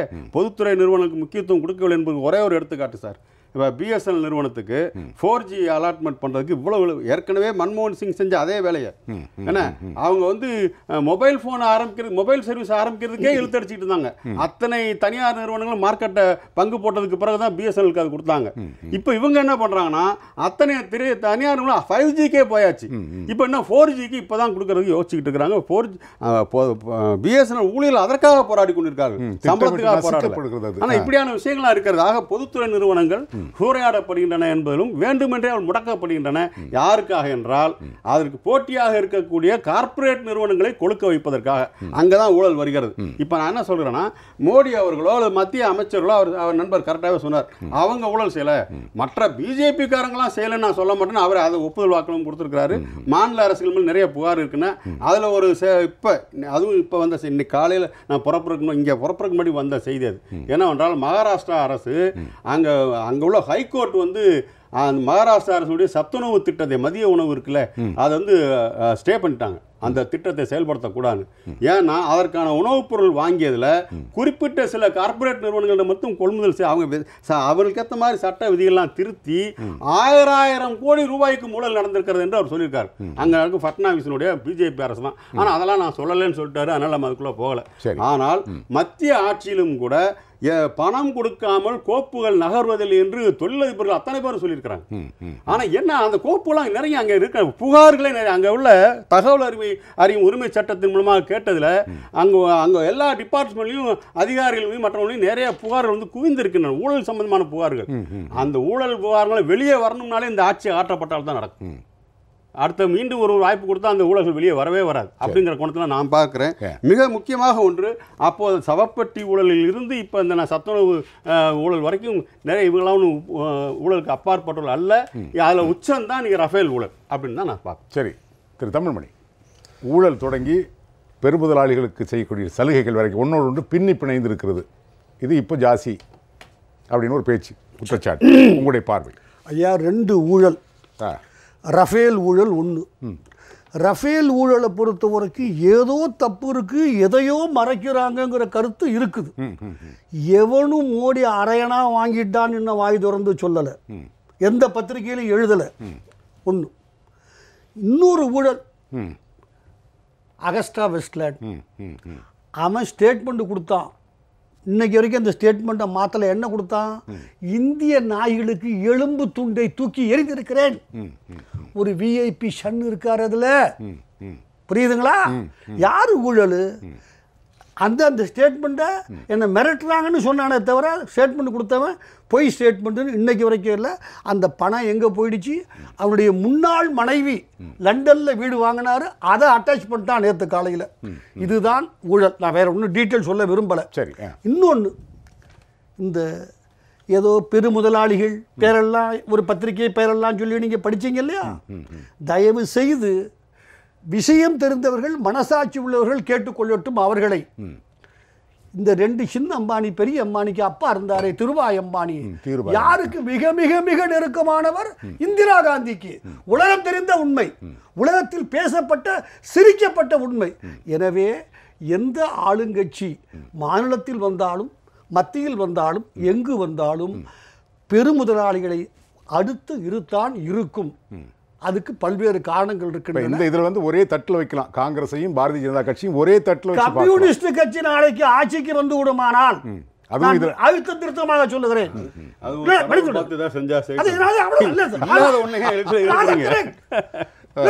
கடவுளா பார்த்து செஞ்சா செய்ய புரிஞ்சு போச்சு சார் எனக்கு. ஆனால் அவர்களும் கடவுள் ஊழியர்களாகத்தான் இருப்பார்களே தவிர மக்கள் ஊழியர்களாக இருக்கும். கம்யூனிஸ்டும் கடவுள் ஊழியர்களாக இருப்பார்களே தவிர எதை சொன்னாலும் நான் தொடர்ந்து அதுல இருந்து பேசிடுவேன். கடவுள் திறமை எனக்கு கொடுத்துருக்கிறான். மக்கள் ஊழியர்களாக இருக்க மாட்டார்கள். அது வெஸ்ட் பெங்கால்ல பார்த்துட்டோம். விரிவான அது தலைப்பு அல்ல. எனவே இவையெல்லாம் தொடர்ந்து இருப்பதுதான் ஜனநாயகம் என்கிற கேலி கூத்து. மறுக்க முடியாது. கம்பெனிக்காக சலீம் குரூப் ஆஃப் கம்பெனிக்காக வெஸ்ட் பெங்கால்ல கம்யூனிஸ்ட் அரசு செய்த படுகொலைகள் அதுக்கு ஒரு சாட்சி. மக்கள் சார்ந்த இது இல்ல, நீங்க எடுத்துக்கங்க சார், நீங்க இல்ல நீங்க எடுத்துக்கங்க. அந்த சின்ன பொண்ணு அதோடைய ஸ்டேட்மெண்ட் இருக்கு, நீங்க எடுத்து பாருங்க. வெஸ்ட் பெங்கால் இதான் நடந்தது. அவங்களும் பெருமுதலாளி சார்ந்தான். சார் எந்த அரசாங்கம் வந்து ஒரு பெருமுதலாளியை சாராம இருக்க முடியாது, இதுதான் உண்மை. இதை விட்டுட்டு நீங்க பெருமுதலாளியை வளர்த்துட்டு இருக்கிறீங்க. சார் இன்னைக்கு அரசாங்கம் மொத்தம் வேலை வாய்ப்பு கொடுக்கும்னு சொன்னாங்க. எத்தனை பேருக்கு சார் அரசாங்கம் வேலை வாய்ப்பு கொடுக்க முடியும்? ஒரு முதலாளி நம்பிதான் வேலை வாய்ப்பு உருவாக்கப்பட முடியும். முதலாளி அரசாங்கமாக இருக்கக்கூடாதா என்பது பொதுமக்களுடைய அது கஷ்டம், அது கஷ்டம். அதுதான் நான் சொல்ல வரேன். எல்லாத்தையும் சார் அரசாங்கம் என்பது என்ன தெரியுமா சார்? நிர்வாகத்தை நிர்வகிப்பது தான். நீங்க அதுதான் மன்மோகன் சிங் ஃபைனான்ஸ் மினிஸ்டர் இருக்கும்போது முதல்ல நரசிம்மராவ் பீரியட்ல வரும்போது இந்த அரசாங்கம் நிர்வாகத்தை, அதாவது ஒரு கம்பெனி நிர்வாகத்தை நடத்தக்கூடிய அரசாங்கம் அல்ல, நிர்வாகத்தை நிர்வகிக்கும் அரசு தான் சொன்னாரு. அதுதான் உண்மையான வார்த்தை. நீங்க ஒரு நிர்வாகம் தவறு செய்தால் அதை தட்டி கேட்பது தான் அரசாங்கத்தின் வேலையாக இருக்க வேண்டுமே தவிர அந்த நிர்வாகமாக அரசாங்கம் மாறக்கூடாது. அப்படி மாறினா இந்த அத்தனை ஊழலும் அங்கதான் நடக்கும். இப்போ தமிழ்நாடு அரசாங்கம் வந்து ஒரு காலத்தில் பார்த்துருப்பீங்க, எம்ஜிஆர் ஆட்சி காலத்தில் வந்துட்டு தமிழக அரசு பஸ்ஸு, சிட்டி பஸ்ஸாக இருக்கட்டும், மஃப்சல் பஸ்ஸாக இருக்கட்டும், எல்லாமே இருக்கட்டும், இந்தியாவில் நம்பர் 1 பெஸ்ட் பஸ் இதுதான். இன்றைக்கி பாருங்கள் அதோட நிலைமை என்னன்னு பாருங்கள். ஓடசல் டாப் இல்லை, இதான் நிலவரம். அப்படி இருக்கும்போது இது நீங்கள் இதே வந்து ப்ரைவேட் செக்டார் பஸ் எல்லாம் பாருங்கள், பாரதி விலாஸ் பஸ்ன்னு இருக்காங்க, அவங்க எல்லாம் இது இந்த மப்சல் பஸ் பாருங்களேன், அது என்னது ஏதோ அந்த பல கம்பெனி கேபி அவங்க எல்லாம் வராங்க. அந்த பஸ்ஸை பாருங்களேன், அவங்க பலன்னு வச்சுட்டு இருக்காங்க. இங்கே தமிழ்நாடு அரசு பஸ்ஸு ஒரு ஏசி பஸ் விட்டாங்க, ஒரு 20-30 ஏசி பஸ்ஸு, இன்றைக்கி அந்த பஸ்ஸே காணும். கேட்டால் எங்களால் நிர்வாகம் பண்ண முடியலன்றாங்க. சார் நான் என்ன கேட்குறேன், அரசாங்கம் என்பது மக்களுக்கான சேவை புரியறதுக்கு தான். அந்த இடத்துல நீங்கள் என்ன லாப நோக்கம் பார்க்குறீங்க? உங்களுக்கு எதுக்கு லாபம்? அரசாங்கத்துக்கு எதுக்கு லாபம் வேணும்? சேவை நோக்கத்துக்கு தான். நான் சார் ஒரு டிரான்ஸ்போர்ட் என்பது மக்களுக்கான தேவை, அதில் எப்படி உங்களுக்கு லாப நோக்கம் வரணும்? அப்போ லாப நோக்கம் ஏன் வருதுன்னா இதுதான், தேவையில்லாத பொசிஷன்ஸ் எல்லாம் கிரியேட் பண்ண வேண்டியது, அவர்களுக்கு சம்பளம். உண்மையாக வேலை செய்யக்கூடிய அந்த டிரைவர் கண்டக்டர் தவிர இந்த ஒப்பீடு சில சமயங்கள் நீங்கள் எங்கேயோ உள்ளது. இப்போ HAL நம்ம பேசிக்கிட்டு இருந்தோம். ஆமாம், அதை கொண்டு நீங்கள் ஒரு டிரான்ஸ்போர்ட்டில் கொண்டு கம்பேர் பண்ணீங்கன்னா எப்படி? இல்லை, HAL கூட தான் சார் போன ஆட்சியில் இதை முடிச்சதை நீங்கள் ஒரே நிமிஷம் முடிச்சதை. HAL கூட போன ஆட்சியில் ஒரு ஏர்கிராஃப்டோட விபத்து நடந்து முதுகு தண்டுவடம் உடைந்து அந்த பைலட் வந்து, அதாவது வீரர் வந்து கேஸ் போட்டார். அப்போது நமது மத்திய அரசாங்கம், நான் வந்து காங்கிரஸ் பாஜகன்னு சொல்ல, நம்முடைய மத்திய அரசாங்கம் என்ன தெரியுமா சொன்னாங்க? அது நிர்வாகத்தின் குளறுபடி, அதற்கும் அரசுக்கும் சம்பந்தம் இல்லை. அப்ப நிர்வாகம் யாரு? HAL தானே. HAL யாரு? அரசாங்கத்தின் பொது சொத்து தானே. அப்ப அதை எப்படி தனியே விட்டீங்க? கொடுக்காம அம்பானிட்ட கொடுத்தாச்சும் எந்த விபத்துக்கும் இல்ல. அப்படி சொல்ல வரல. இல்ல, நீங்க கேட்டீங்க இல்லையா? இது ஒண்ணு. அடுத்தது, இந்தியாவின் நாணயங்களே கொரியால போய் அடிச்சுட்டு வந்தவங்க சார் இவங்க. 5 ரூபா காயின் வந்து கொரியால அடிச்சவங்க. அப்போ வந்து சேலம் ஸ்டெயின்லெஸ் ஸ்டீல்ல இருந்தா வந்து அந்த ஸ்டீலே போச்சு. அந்த ஸ்டீல் ரிஜெக்ஷன்ல அங்கேருந்து இந்தியாவில் கொண்டு வந்தாங்க. அதுல கள்ளத்தனமா 5 ரூபா காயின் அடிச்சவங்க இந்தியாவில். அப்போ வந்து IAS ஆபீசர் AK பேடி. இவ்வளவு டீட்டெயில் இருக்கு அதுல. அதே மாதிரி மைசூர் பிளான்ட்ல இருந்து மை களவாடப்பட்டது. மைசூர் மின்ட்ல இருந்து மை களவாடப்பட்டது, பேப்பர் களவாடப்பட்டது. இதெல்லாமும் நடந்திருக்கு. இதெல்லாம் யாரும் வெளியே கொண்டு வரல. அப்படியே அதுதான், அதான் பொதுத்துறை நிறுவனங்கள் வெளியே போச்சு. இப்போ இதே நோட்டு வெளியே அடிச்சுட்டு வந்தாங்க எங்க பிரான்ஸ்ல. ஏன் அதெல்லாம் இங்க பண்ண முடியாதா? மின்ட்டை உங்களால வளர்த்துக்க முடியாதா? இதுதான் சார் எது முக்கியம்? இதான முக்கியம். நாட்டின் ரூபாய் நோட்டு அடிக்க வேண்டிய அரசு அச்சகம் முக்கியம், பத்திரத்தால் அடிக்க வேண்டிய அரசு அச்சகம் முக்கியம். அதெல்லாம் விட்டுட்டு தேவையில்லாம நான் வந்து நிலக்கரி நோண்டிட்டு இருக்கிறேன், நான் வந்து பாய்லர் பண்ணிட்டு இருக்கிறேன். பாய்லர் யார் வேணா இவரு கூட பண்ணலாம், நான் கூட பண்ணலாம். சரி, நோட்டு நான் அடிக்க முடியாது. சுருக்கமாக உங்களுடைய பதில். சுருக்கமாக ஒரு இடைவெளி. அவர்கிட்ட தான் சொன்னதே முரண்பட்டு பேசுகிறாருக்கு. ஒரே ஒரு எடுத்துக்காட்டு சொல்றேன். என்னன்னா, பொதுத்துறை நிறுவனங்கள் போக்குவரத்து உட்பட மக்களுக்கு சேவை செய்ய உருவாக்கப்பட்டவை தவிர லாப நோக்கம் கிடையாது, லாபம் பார்க்கக்கூடாதுன்னு சொல்றாரு. ஆனால் மற்ற பொதுத்துறை நிறுவனங்களாம் விட்டுறணும், அதெல்லாம் லாபம் பார்க்குறவங்க எடுத்துக்கிட்டுன்னு அப்படி தூக்கி கொடுத்துற சொல்றாரு. அது என்ன லாஜிக்னு எனக்கு புரியலை. இப்போ நான் என்ன கேட்குறேன், கார்பரேட்டுகள் இருந்து நேரடியாக இவர்கள் பணம் வாங்கலை சார், இப்பவும் நான் சொல்கிறேன். ஆனால் கார்பரேட் மூலமாக மக்களுக்கு அது போகுது, சர்வீஸாக போகலை. பட்டுவாடா நடக்கிறதுன்னு செய்திகள் வந்திருக்கிறது. ஏன்னா அது எல்லாம் நிரூபணமாகணுங்கிறதான் விஷயம். அதே போல் இப்போ சொன்னார் விபத்து, ஏதோ ஒரு விபத்தை காணகட்டி அதனால் அப்படி சொன்னார். நான் ப்ரைவேட் கம்பெனிகளில் ப்ரைவேட் ஆலைகளில் நடந்த விபத்துகளை பட்டியல் போடலாமா? எத்தனை விபத்துகள் வெளியே தெரியாமல் மறைக்கப்பட்டிருக்கிறது. சிரிப்பெரும்புதல் போய் பாருங்கள். அங்கே பெரிய தொழில்பேட்டை இருக்கிறது, ஸ்பெஷல் எக்கனாமிக் ஜோன்ஸ் இருக்குது. அங்கே வந்து தொழில் நடத்துகிறவங்க பூரா ஃபாரினர்ஸ், யாரும் நம்ம ஊர் பேர் அங்கே இன்வெஸ்ட் பண்ண அளவுடே கிடையாது. அங்கே எத்தனை நிறுவனங்களில் விபத்துகள் நடந்திருக்குன்னா மூடி மறைக்கப்பட்டிருக்கின்றன. அவசரமாக நஷ்டஈடை கொடுத்து சரி கட்டியிருக்காங்கிற பட்டியல் சொல்லலாமா? அப்ப என்ன யாரு அதான் செய்திகளா வந்திருக்கு, பல செய்திகள் மறைக்கப்பட்டிருக்குன்னா அதையும் மீறி பல செய்திகள் வந்திருக்கு. எனவே வெறும் விபத்து நடந்துருச்சுங்கிறக்கா பிஎஸ்சியை குறை சொல்லக்கூடாங்கிறத என் பாயிண்ட். அது வேற. திரு தமிழ்மணி, இப்போது அகில இந்திய அளவில் போயாச்சு, சர்வதேச அளவில் கூட சில இதெல்லாம் தொட்டுட்டு வந்தாச்சு. தேர்தல் காலம், தேர்தல் திருவிழான்னு சொல்லக்கூடாது, தேர்தல் கடமை. நீங்கள் சொன்னதை நான் அப்படியே ஒத்துக்கிறேன் நான். இப்போ தமிழ்நாட்டு பார்வையோடு இந்த தேர்தலை அணுக வேண்டிய கட்டாயமும் இருக்கிறது. சரியா திரு தமிழ்மணி, உங்கள்கிட்ட தான் அதில் நான் கொஞ்சம் மாறுபடுகிறேன். ஒரு விஷயம் நான் சேர்த்து சொன்ன பிறகு நீங்கள் சொல்லுங்கள். இன்றைக்கி ஒரு செய்தி வந்திருக்கு, குஜராத்தில் வந்து 3000 கோடி ரூபாய் செலவில் ஒரு சர்தார் வல்லபாய் பட்டேல் சிலை அமைக்கப்பட்டது. 3000 கோடி ரூபாய் செலவில். அப்போ சொல்லப்பட்ட காரணம் என்னென்னா, இதை ஒரு சுற்றுலா தலமாக மாற்றி அதில் நிறைய வருமானம் வரும் அப்படிலாம் சொன்னாங்க. ஆனால் இன்றைக்கி வந்து செய்தி என்னென்னா, அங்கே உள்ள ஊழியர்களுக்கு 3 மாதமாக சம்பளத் தொகை நிலுவையில் இருக்கிறது, அவர்கள் போராட ஆரம்பித்திருக்கிறார்கள் என்ற ஒரு செய்தி.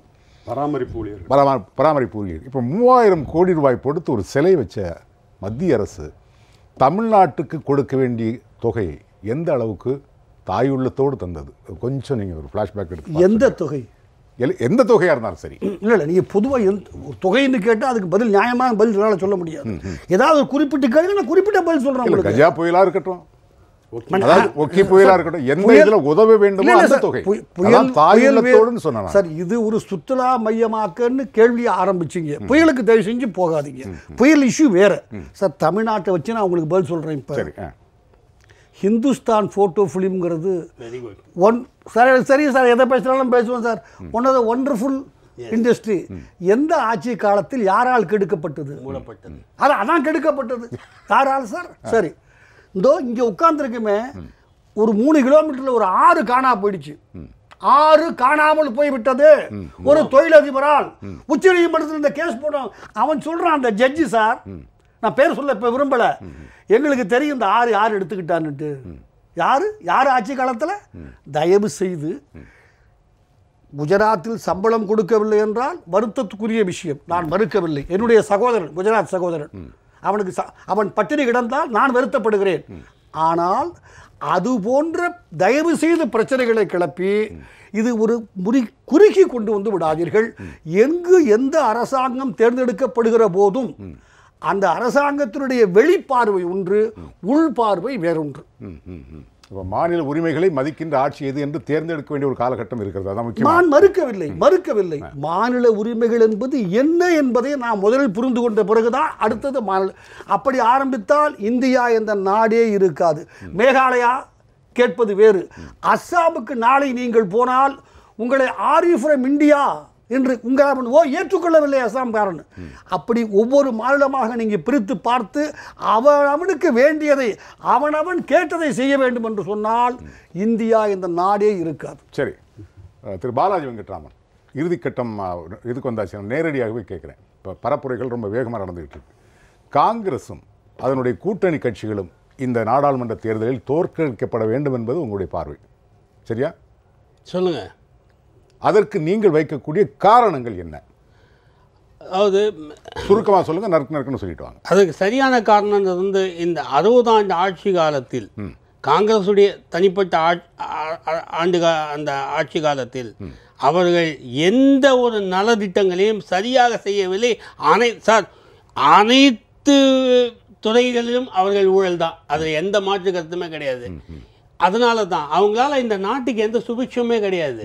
இந்த நாடு இந்த அளவுக்கு கெட்டு குட்டிச்சோர எது நீங்கள் இராணுவம் எடுத்தாலும் அதில் ஊழல், நிறுவனங்கள் எடுத்தாலும் அதில் ஊழல். இப்போ சொன்னார் இந்துஸ்தான் போட்டோ ஃபிலிம், அது கொடாக்குன்ற ஒரு நிறுவனத்தை வளர்க்கறதுக்காகவும் ஈஸ்ட் இந்தியா கம்பெனியில் ஒரு நிறுவனத்தை வளர்க்கறதுக்காகவும் இழுத்து மூடப்பட்ட ஒரு நிர்வாகம் தான் அது. எல்லாமே இது மாதிரி ஒரு விஷயமா காங்கிரஸ்ல இருந்தா ஆரம்பிச்சது. பிஎஸ்என்எல் அது மாதிரி தான் நீங்க பண்ணிட்டீங்க. இல்ல அது ஏன் அது சார் ஏர்செல்லுக்கு சார் ஒரே நிமிஷம், ஏர்டெல் மித்தல் வந்து ஒரு பேப்பர் பஞ்சை வந்து பிஎம் கொடுக்கும்போது அது நடுவில் ஒரு இடைச்சொற்களாக ஒரு பேப்பரை கொடுத்து அதில் பிஎம் வெத்து தாளில் கையெழுத்து போட்டுருக்கிறது தான் அந்த 2G இது ஸ்கேமில் வந்து இதுவே வந்திருக்கு. அது மாதிரிலாம் நடந்திருக்கு. அது காங்கிரஸ் ஆனால் அதை மாதிரிலாம் தனிப்பட்ட முறையில் எந்த குற்றச்சாட்டும் அப்படி வரும்போது காங்கிரஸ் என்னும் கட்சி எல்லாம் சார் 100 நாள் வேலைவாய்ப்பு திட்டம் எதுக்காக சார் வரணும்? இந்த நாடு கிராமம் சூழ்ந்த நாடு. இந்த நாடு கிராம சுயராஜ்யத்தில் வரணும்னு மகாத்மா காந்தியோட கனவு. அந்த கனவை சிதைச்சு இந்த நாட்டில் வந்து தொழில் புரட்சி ஆரம்பிக்கணும்னு சொல்லிட்டு எந்த விதமான தொழில் புரட்சியும் இல்லாமல் விவசாயத்தையும் காலி பண்ணி தொழிலையும் காலி பண்ணி நம்மளை ஓட்டாண்டி ஆக்குனாங்க காங்கிரஸ். அதனால தான் இந்த காங்கிரஸ் மீண்டும் ஆட்சிக்கு வரக்கூடாது. யார் வேணும், கம்யூனிஸ்ட் கூட வரலாம், ஆனால் காங்கிரஸ் வரக்கூடாது. சரி திரு குமரேசன், காங்கிரஸ் ஆட்சிக்கு ஏன் வரக்கூடாதுங்கிறதுக்கு பட்டியல் போட்டார் அவர். இந்த காங்கிரஸ் ஆட்சி வர வேண்டும் என்று கூட்டணியில் நீங்கள் இருக்கீங்க, ஏன் பாரதிய ஜனதா கட்சி வரக்கூடாது? நீங்கள் பட்டியல் போடுங்க. அருமையாக கேட்டீங்க. ஒன்று நண்பர் சொன்ன ஒரு விஷயத்துக்கு நான் ஒரு பதில் சொல்லுவேன். அவர் வந்து எல்லாரும் இப்படி தான் அப்படின்னு ஒரு சொன்னார். தேர்தல்னு வந்துட்டால் இப்படி தான் இருக்கிறாங்க, ஆட்சிக்கு வந்துட்டு அப்படி ஆகிடுவாங்கன்னு சொன்னார். ஏன்னா களத்தில் நிற்பவரிடமிருந்து தான் நீங்கள் ஒருவரை தேர்ந்தெடுக்க முடியுமே தவிர ஏன்னா திடீரென்று ஒரு அவதாரத்தை எதிர்பார்த்து கொண்டு இருக்க முடியாது. ஏன்னா ஆக இன்றைக்கு களத்தில் இருப்பவர்கள் நீங்கள் சொன்னது போல மிக தெளிவாக அகில இந்திய அளவில் பாரதிய ஜனதா கூட்டணியும் காங்கிரஸ் தலைமையிலான கூட்டணியும் தமிழகத்தில் திமுக தலைமையிலான காங்கிரஸும் உள்ளிட்ட இடதுசாரி கூட்டணி, அங்கே அதிமுக கூட்டணி, தினகரன் போன்றவர்கள் அமைக்கிற அந்த ஏற்பாடு என்று இருக்கின்றன. சரி, இப்போ நான் என்ன இதில் என்னுடைய இப்போ நீங்கள் கேட்ட அந்த கேள்வி ஏன் மத்திய ஆட்சி என்பதால் பிஜேபி மீண்டும் ஆட்சி பொறுப்பை ஒப்படைக்கக்கூடாது என்பதற்கான காரணம் ஒன்று ஒன்றா சொல்கிறேன். ஒன்று இப்போ நம்ம பேசின ஊழல் விவகாரங்கள், இதில் இவர்கள் மாறுபட்ட அல்ல என்பதை காட்டிவிட்டார்கள். அப்படி சொல்லித்தான் வந்தார்கள், அப்படி இல்லை என்று. 2014 தேர்தலில் கொடுத்த வாக்குறுதி எதையுமே வேலைவாய்ப்பு உருவாக்குதல் உட்பட கருப்பு பணம் ஒழிப்பு உட்பட எதையுமே ஒரு ஆள் நிறைவேற்ற முடியவில்லை என்பது ரெண்டு. எனவே இவர்கள் தொடரக்கூடாது. மூன்றாவது விஷயம், அதாவது மிக முக்கியமாக இந்த 5 ஆண்டுகளில் ஒழிக்கப்பட்ட சீர்குலைக்கப்பட்ட கான்ஸ்டிடியூஷனல் பாடிஸ், ஆனால் அது மிக முக்கியமானது. ஆனால் அதெல்லாம் ஏதோ இந்த நிறுவனங்களை இழுத்து மூடிட்டு வேற ஒன்று ஆரம்பிக்கிறதுக்கு இது திட்டக்குழுவை ஒழித்து நிதி ஆயோக்கு ஆரம்பித்து வரிசையாக நம்முடைய வரலாற்று மையம் இருக்கிற இந்திய வரலாற்று ஆராய்ச்சி மையம், அதில் திட்டமிட்டு ஒரு RSS ஆலை தலைவராக போட்டு அதில் நிறைய சிறுகொலை நடந்துகிட்டு இருக்கேன். கீழடி ஆய்வு அப்படி தான் முடக்கினாங்க. இன்னும் இப்போ மிகப்பெரிய போராட்டத்துக்கு போகிறதான் கீழடி ஆய்வுக்கு மீண்டும் ஒப்புதல் கிடைத்திருக்கு. இப்படி நிறைய விஷயங்கள் இருக்கின்றன. அதுக்கு அதோட மிகப்பெரிய ஆபத்தாக ஊழல் இவற்றை எல்லாம் கூட சகிச்சுக்கலாம். அனைத்திலும் காற்று மண் அனைத்திலும் மதவெறி அரசியல், ஒரு மாட்டுக்கறி என்கிற உணவு உரிமையை கூட அரசியலாக மாற்றுகிற அந்த ஏற்பாடு, அதன் மூலமாக மக்களுடைய பகைமை, இது தொடர்வது என்பது மிக மிக ஆபத்து. அவர் சொன்னார், அந்த மாநிலம் என்னாகும், இந்த மாநிலத்துக்கு சுற்றி கொடுத்தா என்னாகும், நாடே இருக்காது சொன்னார். கம்யூனலிசம் வளர்ந்தால், அந்த மதவெறி வளர்ந்தால் நாடே இருக்காதே. ஆகவே அந்த கவலை. கடைசியில் அப்புறம் போலியான தேசிய வெறியை கிளப்பிக் கொண்டே இருப்பது. தேசப்பற்று என்பது வேறு, ஆனால் அது ஒரு போலித்தனமாக தேசிய வெறியாக மாற்றுவது.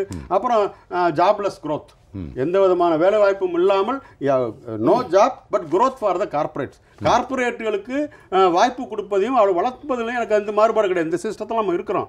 ஆனால் அவர்களுக்காக சலுகைகளை அள்ளி கொடுப்பது, இந்த 5 ஆண்டுகளில் 30 லட்சம் கோடி ரூபாய்க்கு மேல் வரிச்சலுகை தரப்பட்டிருப்பது நிறைய விஷயங்கள் இருக்கின்றன. ஆக ஒட்டுமொத்த இவர்களுக்கெல்லாம் உதவி செய்ததால் தான் விவசாயிகளை கைவிட்டார்கள், விவசாய தொழிலாளிகளை கைவிட்டார்கள், ஏழைகள் மேலும் ஏழைகளாகி கொண்டே இருக்கிறார்கள், செல்வந்தர்கள் மேலும் செல்வந்தர்களாகி கொண்டே இருக்கிறார்கள். இந்த பிரச்சனையை கேள்வி கேட்டால் அங்கே மதவெறி கிளப்பப்படுகிறது. ஆகவே இந்த ஆட்சி அகற்றப்பட வேண்டும். சரி, சுருக்கமாக ஒரு 30 செகண்ட். ஒரே குடும்பத்தைச் சேர்ந்த 4வது தலைமுறை இந்தியாவை ஆளத் தொடங்குமானால் இந்த நாடு ஜனநாயக நாடு என்கிற உணர்வு என்னிடமிருந்து போய்விடும். அது மட்டுமல்ல, கான்ஸ்டிடியூஷனல் அத்தாரிட்டி சீரழிச்சாங்க. டைம் கேப்சூல்னு ஒன்று, காலப்பெட்டகம்னு ஒன்று பொய்யா எழுதி மண்ணுக்கு கீழே புதைச்சி இந்திய சரித்திரத்தை மாற்றி எழுதுறது எந்த கட்சி, எந்த அரசாங்கம்? காங்கிரஸ் கட்சி. உங்களுடைய அழகான கருத்துக்கள், எதிரெதிர் கருத்துக்களாக இருந்தாலும் சரி, அழகாக வந்து விழுந்தன. உங்கள் மூவருக்கும் ஜெயா பிளஸ் தொலைக்காட்சியின் சார்பில் நெஞ்சார்ந்த நன்றி. நேர்களை மீண்டும் ஒரு கேள்விகளாக நிகழ்ச்சி கொண்டு சந்திக்கும் வரை உங்களுக்கு நன்றியும் வணக்கமும் சொல்லி விடைபெறுவது உங்கள் MJ ரகு. வணக்கம் நேயர்களே.